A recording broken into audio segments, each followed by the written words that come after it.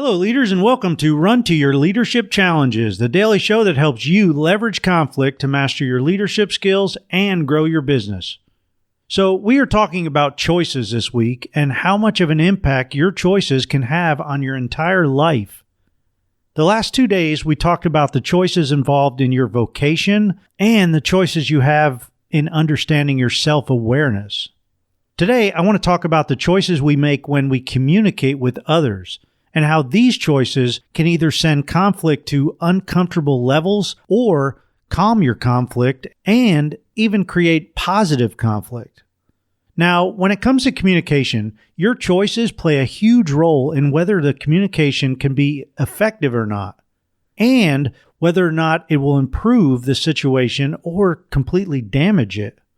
If you're wondering what choices you have when it comes to communication, well, you have plenty. For starters, you can choose to communicate effectively. Now, I know this sounds like a no-brainer, but just think about it. When somebody starts talking to you, what's your first reaction? Do you give them your undivided attention and stop everything you're doing? Or do you half listen while you continue doing what you were doing?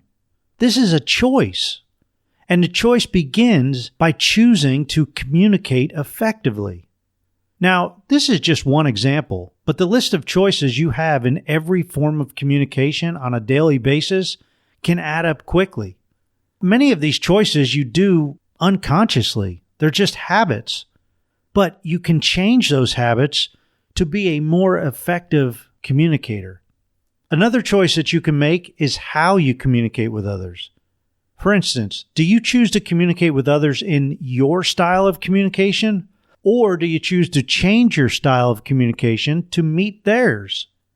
Do you look directly at the person if you're face to face? Do you choose to listen to hear what they are actually saying?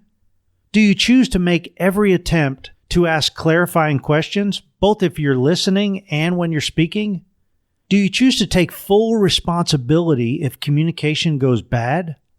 You see, it takes at least two people to communicate, and you have to be responsible for your part. When you choose to communicate effectively, you make a genuine effort to connect with others.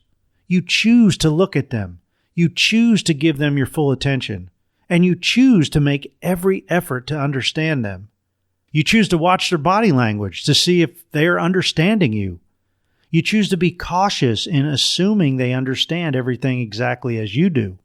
And most importantly, you choose to take full responsibility for your part in the communication process. You see, choices in communication begin long before anyone says a word. And making the choice to understand and accept your role in the communication process is a great place to start.